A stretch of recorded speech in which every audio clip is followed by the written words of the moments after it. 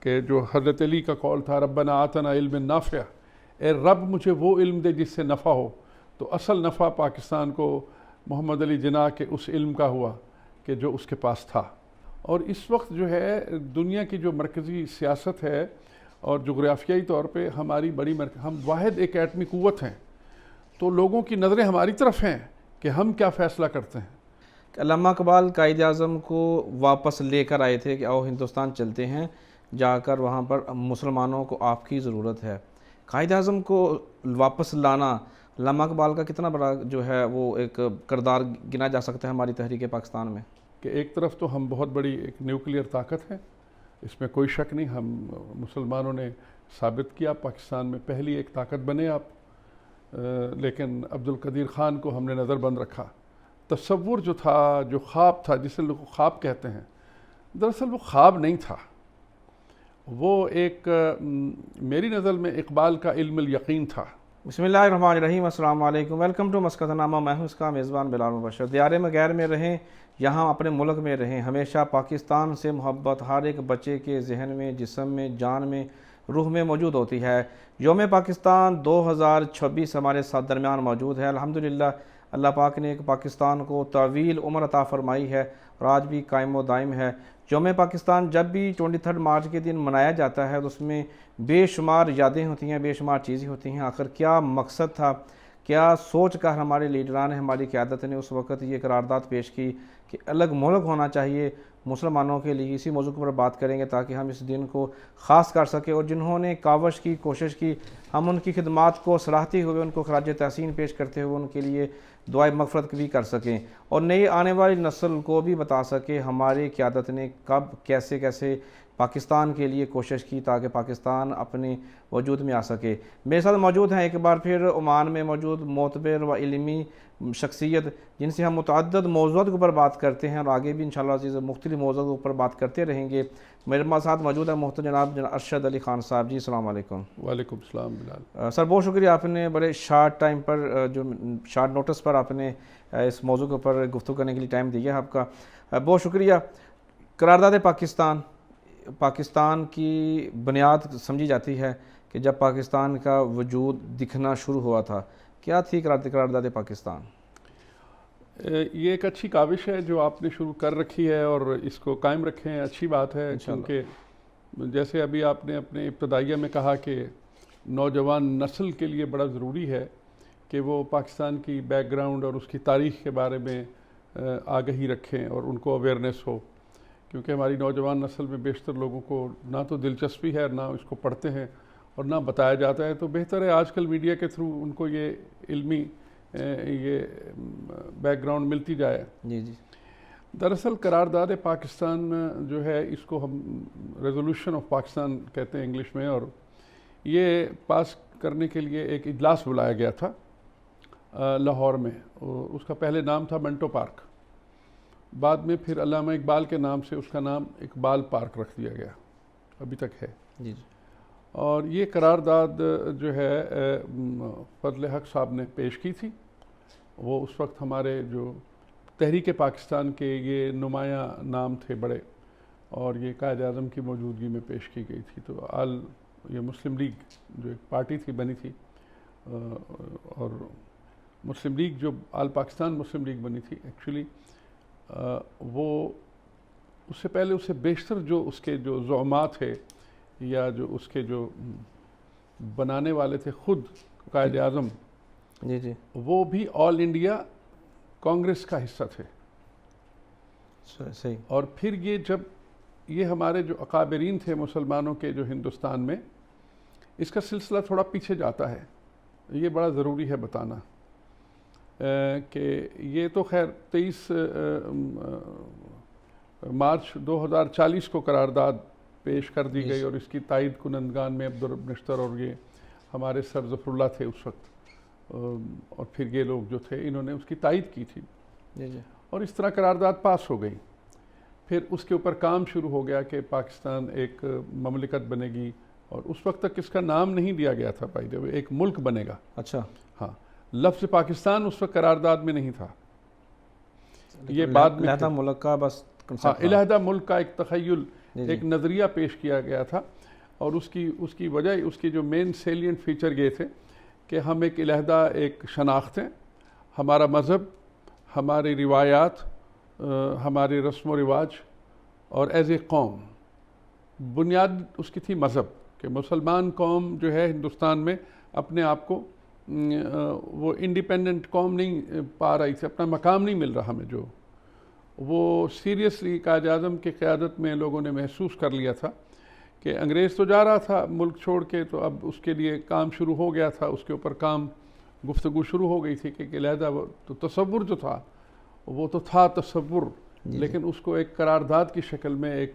سیاسی ایک plate form پہ لا کے یہ قرارداد پاس کر دی کہ یہ بنے گا، اور اس میں یہ ہے کہ یہ جو ہمارا جو مشرقی حصہ ہے، اور اس کے علاوہ جو مشرق ہندوستان کے مشرق میں ظاہر بنگال تھا، اور اس میں یہ قرارداد کے مین پوائنٹ یہ تھے کہ اکثریت کی بنیاد پہ جہاں پہ آبادی زیادہ ہوگی ان لوگوں کو، مسلمان آبادی کی زیادہ ہونے کی بنیاد پہ ان کو ہمارا نیا وہ ملک بنے گا، جس کا نام بعد میں پاکستان قرار دے دیا گیا۔ صحیح۔ اگر ہم اس کو تھوڑا سا پیچھے جاتے ہیں تو جس طرح ہمیں کتابوں میں پڑھنے کو ملتا ہے، ہمارے بڑوں نے بھی بتایا ہے کہ علامہ اقبال نے اس کا خواب دیکھا اور پھر قائد اعظم نے پاکستان کی تکمیل کی۔ بیچ میں آ جاتا ہے یہ یوم پاکستان، جب قرارداد پاکستان پیش کی گئی۔ علامہ اقبال رحمۃ اللہ علیہ کے خواب سے لے کر قرارداد پاکستان پیش کرنے تک کے جو مراحل تھے، کیسے بیان کریں گے؟ دراصل ہم جب علامہ اقبال پہ بات کرتے ہیں تو اس میں ہمیں بلال ایک سیپریٹ پورا مکمل تصور جو تھا، جو خواب تھا، جسے لوگ خواب کہتے ہیں، دراصل وہ خواب نہیں تھا، وہ ایک میری نظر میں اقبال کا علم الیقین تھا۔ اقبال جو ہے قرآن کا خالی قاری نہیں تھا، علامہ اقبال قرآن کو اس یقین سے مانتا تھا کہ مسلمان تو وہی ہے جو اپنا تشخص اور اپنے مذہب کی اور اپنی استقلال کی قیادت کو اپنے ہاتھ میں رکھے، وہ کسی کی غلامی میں نہیں رہ سکتا، وہ ایک خود مختار ہوتا ہے، وہ صرف اپنے اللہ کی عبادت کرتا ہے اور اسی کو جھکتا ہے۔ یہ جو خود مختاری کا تصور ہے، یہ جو خودی کا تصور ہے، یہ خالی علامہ کو لوگ میری رات میں خواب تھا، ہاں ایک تصور تھا، ایک ان کا ویژن تھا۔ کچھ لوگوں کے خواب ہوتے ہیں، کچھ لوگوں کا ویژن ہوتا ہے، جی کہ مجھے یہ بننا ہے اور وہ میں بن کے دکھاؤں گا، تو وہ ان کا وہ تھا۔ لیکن علامہ اقبال کو وہ پریکٹیکلی عملی طور پہ، کیونکہ وہ وکیل بھی تھے پلس وہ عملی طور پہ اس دنیا کا حصہ تھے، دونوں کی تعلیم مغرب میں ہوئی تھی، علامہ اقبال بھی وہاں پڑھے تھے اور قائد اعظم بھی وہاں پڑھے تھے، وہ وہاں کے بیرسٹر تھے اور وہ بھی وہیں کے، انہوں نے لاء بھی پڑھا، پھر فلسفے میں جا کے پی ایچ ڈی کیا جرمنی سے۔ تو بات یہ ہے کہ یہ تصور تھا پورا، تو اس کی بنیاد پہ 1935 میں آل انڈیا کانگریس میں پہلے سے یہ جب قرارداد انہوں نے پاس کی 1935 میں جو ایکٹ پاس کیا، اس میں قائد اعظم نے اور ان لوگوں نے یہ محسوس کیا کہ نہیں، ہمیں ثانوی حیثیت ہوگی اگر ہم اس ملک کا حصہ بنیں گے یا بنے رہیں گے، تو ہماری حیثیت اقلیت کی رہے گی، مائنورٹی ہوگی، اور ہماری ثانوی حیثیت جو کہ ہمیں نہیں رہنا، ہمیں اپنا خود مختار ملک چاہیے جس میں ہمارا اقتدار اور ہماری جو خود مختاری ہے، جسے ہم انگریزی میں کہتے ہیں ساورنٹی، جو آپ کی ساورن اسٹیٹ ہے، جیسے اپنے فیصلوں میں خود مختار ہوں آپ، وہ آپ کو چاہیے تھا، جو کہ ہم نے چاہا تھا، ان لوگوں نے چاہا تھا، وہ تو دے کے چلے گئے۔ اب ہم نے کیا کیا، یہ ابھی ایک اور موضوع ہے۔ تو یہ تھا مقصد تھی۔ علامہ اقبال کو میں چاہتا ہوں تھوڑا سا اور ڈسکس کر لیں، کیونکہ اگلے مہینے میں ان کا بھی یہاں آئیں گے، پھر ڈیٹیل میں بات کریں گے۔ علامہ اقبال، چونکہ یہ کافی چیزیں وائرل رہتی ہیں، لوگ سوشل میڈیا پر دیکھتے ہیں، خاص طور پر نئی نوجوان نسل بھی، کہ علامہ اقبال قائد اعظم کو واپس لے کر آئے تھے کہ آؤ ہندوستان چلتے ہیں، جا کر وہاں پر مسلمانوں کو آپ کی ضرورت ہے۔ قائد اعظم کو واپس لانا علامہ اقبال کا کتنا بڑا جو ہے وہ ایک کردار گنا جا سکتا ہے ہماری تحریک پاکستان میں؟ بہت اہم کردار ہے، کیونکہ قائد اعظم جو تھے وہ حکمت اور فلسفے اور دین پہ جتنا زیادہ مطالعہ اور جتنے زیادہ تحقیق کا مطالعہ، ایک ہوتا ہے مطالعہ، ایک ہوتا ہے تحقیقی مطالعہ۔ جی علامہ اقبال کا اس وقت اس پایا کا کوئی فلسفی اور حکمت کا لاجک اور منطق کا وہ کوئی آدمی نہیں تھا۔ تو پھر یاد آ گیا مجھے ان کا شعر، علامہ کا آپ نے ذکر کروا دیا کہ پانی پانی کر گئی مجھ کو قلندر کی یہ بات، پانی پانی کر گئی مجھ کو قلندر کی یہ بات، تو اگر میرا نہیں بنتا نہ بن، اپنا تو بن۔ اس قسم کی باتیں، اس قسم کا پھر وہ اس کو شعریت میں بڑی کمپریہنسو اور جامع شعریت میں اور فارسی اور اردو کے اتنے کمانڈ پہ گفتگو کرنا اس وقت بہت مشکل تھا۔ تو وہ صرف اردو کے نہیں، فارسی کے بہت بڑے عالم تھے اور فلسفے کی ان کو تعلیم تھی اور قرآن کو بڑی گہرائی سے پڑھتے تھے اور دل اور دماغ سے ایک سچے مسلمان تھے۔ تو وہ چاہتے تھے کہ ہمارا ایک علیحدہ ایک وطن ہو، ایک وطن جو اسلام کے نام پہ اور ایک اقتدار اعلیٰ مسلمانوں کا ہو۔ تو اس لیے وہ لے آئے پھر قائد اعظم کو۔ یس، ان کا بڑا دخل تھا۔ ایسا ہی ہے۔ اگر میں آج کی بات کروں 2026 کی، تو مجھے یاد ہے جب میں نے آپ سے انٹرویو کیا تھا 6 ستمبر کے حوالے سے، آپ نے کہا تھا کہ 1965 کی جنگ آپ نے اپنی آنکھوں سے دیکھی ہے۔ اگر اس دور کو دیکھیں یا اس وقت کو دیکھیں اور آج کے پاکستان کو دیکھیں، ان کے مقاصد کو دیکھیں اور آج کے ہمارے جو مقاصد ہیں ہمارے ملک کے، ہماری عوام کے، ہماری نوجوان نسل کے، کیا فرق آپ کو نظر آ رہا ہے اور کہاں جا رہے ہیں؟ بلال صاحب، قرارداد پاکستان تو پیش ہوئی تھی 1940 میں، جی، آپ اور ہم گفتگو کر رہے ہیں 2026 میں۔ جی جی، تو یہ کافی بڑا دور فاصلے، 86 ایئر بنتے ہیں۔ جی جی، اور پھر 1947 میں پھر وہ قرارداد جو ہے عملی طور پہ وہ پاکستان بن گیا۔ جی، اور وہ بنانے والے جو تھے وہ اتفاق سے 1 سال بعد پورے 1 سال 1 مہینے کے اندر قائد اعظم دنیا سے چلے گئے۔ پاکستان بنانے کے فوراً بعد ان کے اوپر اتنی بڑی مصیبت کہ مہاجرین کو اس ملک میں سیٹل کرنا، اور یہ اب یہ سفر چلا، لمبا کام ہے۔ لیکن اگر آج کے موضوع پہ بات کریں تو مجھے کبھی کبھی خیال آتا ہے کہ ایک طرف تو ہم بہت بڑی ایک نیوکلیئر طاقت ہیں، اس میں کوئی شک نہیں، ہم مسلمانوں نے ثابت کیا پاکستان میں پہلی ایک طاقت بنے آپ، لیکن عبد القدیر خان کو ہم نے نظر بند رکھا، لیکن ہم نے قرارداد پاکستان کے جو مقصد حاصل کرنے والے تھے ان کے ساتھ کوئی اچھا سلوک نہیں کیا، جنہوں نے اس پاکستان کو بنانے میں اتنا بڑا کام کیا۔ اور ابھی جن حالات سے آج ہم بیٹھے ہوئے بات کر رہے ہیں، پاکستان چاروں طرف سے مختلف مصیبتوں میں گھرا کھڑا ہے۔ ایک طرف سے وہی افغانستان جو کل ہمارے لیے ایک خاص حیثیت رکھتا تھا، جس کی ہم مدد کر رہے تھے، آج اسی کے ساتھ ہمارا اختلاف اتنا شدید ہو گیا کہ ایک دوسرے پہ حملے کر رہے ہیں۔ مشرقی سرحد پہ ہندوستان سے مسلسل ہمارا جھگڑا رہتا ہی ہے، ہمارا اختلاف رہتا ہی ہے، پہلے دن سے ہی وہ ہمیں بظاہر سفارتی سطح پہ تو تسلیم کرتے ہیں، لیکن ہمارے تو ان کے ساتھ اختلاف ہمیشہ رہتے ہیں۔ اور پھر آج جب ہم بات کر رہے ہیں تو ایک خلیج میں بہت بڑی جنگ چل رہی ہے، اور وہ بھی ہمارا ہمسایہ ہے ایران، اور بہت قریبی ہمسایہ ہے، ان کے ساتھ ہمارا بڑا پرانا ایک تعلق ہے، ثقافتی، روایتی اور مذہبی مسلمان ملک ہے۔ تو بڑی مشکل کا شکار ہے پاکستان، اس وقت بڑی مشکل کا امتحان کا شکار ہے۔ عربز بھی ہمارے بھائی ہیں، ہمارا ان کے ساتھ بہت زیادہ گہرا تعلق ہے۔ تو پاکستان جو ہے بڑی مشکل کا شکار ہے اس وقت، اور بڑے مشکل فیصلے کرنے پڑیں گے۔ اللہ تعالی ہماری جو قیادت ہے ان کو اللہ تعالیٰ یہ ہمت دے اور یہ عقل و دانش دے کہ کیونکہ at the helm of affair فیصلے کرنے بڑے مشکل ہوتے ہیں۔ تو اللہ تعالیٰ سے دعا کرتا ہوں خیر کے فیصلے ہوں۔ جی انشاءاللہ خیر ہی ہوگی انشاءاللہ عزیز۔ پاکستان کی اگر دنیا میں حیثیت کی بات کریں تو پاکستان کی اس خطے میں، دنیا میں یا امریکہ میں اس جنگ میں کیا حیثیت ہے؟ کتنی مثبت، کتنی منفی؟ پاکستان کی دیکھیں حیثیت یا اہمیت تو بہت اہم ہے، کیونکہ ہم جغرافیائی طور پہ اسٹریٹجک امپورٹنس کا ملک ہیں، کیونکہ ہماری حدود جو ہیں وہ سمندری حدود اور ہماری زمینی حدود، ایک طرف ہندوستان، چین، ادھر افغانستان اور پھر یہ ایران، یہ ہماری حدود ہیں۔ اور اس وقت جو ہے دنیا کی جو مرکزی سیاست ہے اور جغرافیائی طور پہ ہماری ہم واحد ایک ایٹمی قوت ہیں، تو لوگوں کی نظریں ہماری طرف ہیں کہ ہم کیا فیصلہ کرتے ہیں۔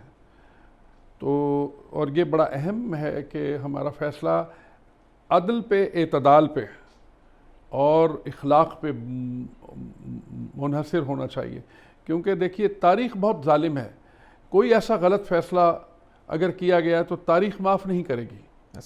تو یہ بڑا مشکل فیصلہ ہے، کیونکہ you are the only nuclear power of Islamic country, اور جو دشمن ہیں وہ صرف آپ کے ملک کے نہیں، آپ کی طاقت کے دشمن ہیں، کہ جس کی طاقت کی وجہ سے آپ سے لوگ حجاب کرتے ہیں، تھوڑا خوف کھاتے ہیں، اور وہ ہے آپ کے پاس الحمدللہ.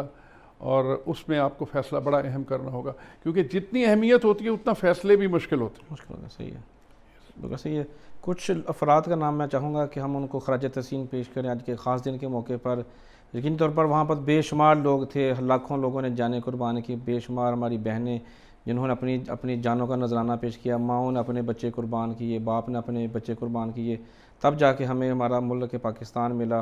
اور اس سلسلہ کئی سالوں تک چلتا رہا اور ابھی تک چل بھی رہا ہے. حالات پر اس طرح رہتے ہیں. چاہتا ہوں کہ جن افراد کا آپ نے ذکر کیا، جس طرح شروعات میں ہم بات کریں گے اے کے فضل حق صاحب جنہوں نے قیادت پاکستان پیش کی، کیا کہنا چاہیں گے ان کی شخصیت کے حوالے سے؟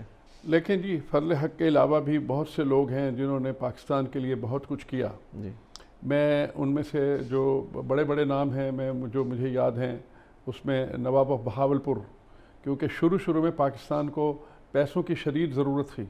یہ وہ لوگ تھے انہوں نے اپنے پرسنل پیسوں سے بہت بڑی رقم دی. اور اس کے علاوہ محمود آباد، نواب صاحب محمود آباد، ان کے بائی دا وے ان کے باقی فیملی والے آدھے سے زیادہ پاکستان سیٹل ہوئے آ کے، انہوں نے بہت بڑی رقم دی تھی. اور ایسے بڑے نام ہیں. پھر لیاقت علی خان نواب تھے، یہاں آ گئے تو انہوں نے اپنی جان دے دی اس ملک کی خاطر، ثابت قدمی کی خاطر، اپنے اصولوں کی خاطر کھڑے رہے، اور آخر ان کو گولی مار دی گئی اور انہوں نے اپنی جان دی. بیگم رانا لیاقت علی خان، بعد میں ان کے بیٹے وہیں پاکستان میں رہے، اور آج کل ان کا کوئی ذکر نہیں کیونکہ ان کا سیاست سے کوئی تعلق نہیں رہا.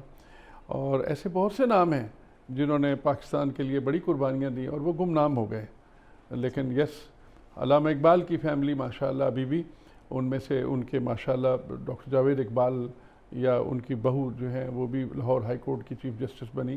ان لوگوں نے اپنا کیری کیا. پوتے ان کے ولید جو ہیں ابھی بھی بیرسٹر ہیں، اور ان کے دوسرے ان کے نواسے جو ہیں وہ ماشاءاللہ ٹھیک ہیں، کام کر رہے ہیں لوگ اپنا.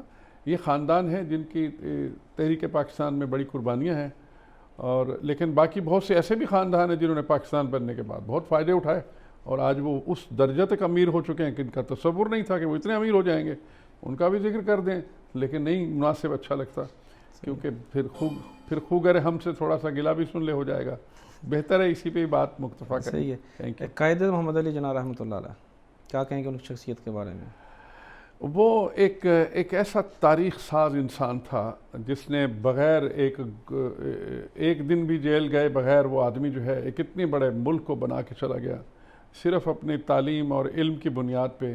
نہ وہ کوئی بہت بڑا سرمایہ دار تھا، نہ جاگیردار تھا، لیکن صرف اور صرف وہ علم کی بنیاد پہ وہ فالو کرتا تھا. میرا خیال ہے کہ ان کے لیے اگر میں ایک لفظ کہوں کہ جو حضرت علی کا قول تھا، ربنا آتنا علم نافع، اے رب مجھے وہ علم دے جس سے نفع ہو، تو اصل نفع پاکستان کو محمد علی جناح کے اس علم کا ہوا کہ جو اس کے پاس تھا، اور اس نے پاکستان بنا دیا. ماشاءاللہ. زندہ باد. سر ظفر اللہ صاحب. سر ظفر اللہ صاحب بہت لائق آدمی تھے، بہت قابل آدمی تھے. ان کے ساتھ نظریاتی اختلاف ہو گیا کیونکہ وہ احمدی تھے، تو اس لیے لوگوں کو ان کے ساتھ نظریاتی اختلاف ہو گیا. لیکن آدمی بہت لائق تھے، اس میں کوئی شک نہیں. سردار عبدالرب نشتر صاحب بہت اچھے، بہت مخلص، اور یہ لوگ اپنا جگر کا خون پاکستان کے لیے پلانے کو تیار تھے، اور یہ اگلی صفوں کے لوگ تھے، اور بڑے باوقار اور بااصول لوگ تھے. ان لوگوں نے جتنی سیاست کی وہ ان کے اندر ایک جذبہ انسانیت تھا، عوام کے لیے اخلاق تھا، اچھے لوگ تھے، بڑے لوگ تھے. یس. اس موقع پر کیا پیغام دینا چاہیں گے پاکستانی عوام کو؟ میں پاکستانی عوام کو خاص طور پہ عموماً اور اس کمیونٹی کو پاک عمان میں یہ کہوں گا کہ خدا کے لیے ابھی بھی ہمارے اندر چاہیے کہ آپس میں اپنے آپ کو ہم لوگوں کو as a community, as a قوم علمی طور پہ آگے بڑھانا چاہیے. علم کی بہت کمی ہے. علم جو سچا علم ہے، جو حقیقی علم ہے، اس میں دونوں چیزیں ہیں کہ آپ کا اخلاق، آپ کے ساتھ ایمان وہ ساتھ ملتا جلتا ہو. ہم لوگ ابھی ایز اے سوسائٹی ابھی اس لیول کو نہیں پہنچے جس کی بڑی شدید ضرورت ہے. اسی وجہ سے ہماری سیاست بھی اس سے متاثر ہوتی ہے. انہی میں سے پھر لوگ آگے آ کے مقتدر ہو جاتے ہیں، پھر ان کے پاس علم کی کمی ہوتی ہے، دانشمندی کی کمی ہوتی ہے، پھر وہ ایسے فیصلے کرتے ہیں جس سے پھر عوام الناس متاثر ہوتے ہیں. پھر وہ کہتے ہیں حکومت خراب ہے، حکومت میں آپ ہی لوگ آگے بھیجتے ہیں، پھر پورا معاشرہ خراب ہوتا ہے. خدا کے لیے علم حاصل کریں، بس یہی پیغام. بہت شکریہ جی، تھینک یو بلال صاحب، وقت بہت دیا شکریہ. اور جو پاکستان کے اوپر آپ نے بات کی. ناظرین، اسی پیغام سے آپ سے اجازت چاہیں گے. حالات کیسے بھی ہوں، ہم نے اپنے وطن سے محبت وفاداری کرنا نہیں چھوڑنی. ملیں گے پھر کسی نئے روز، نئے موضوع، نئے مہمان کے ساتھ. تب تک مجھے اجازت. پاکستان زندہ باد.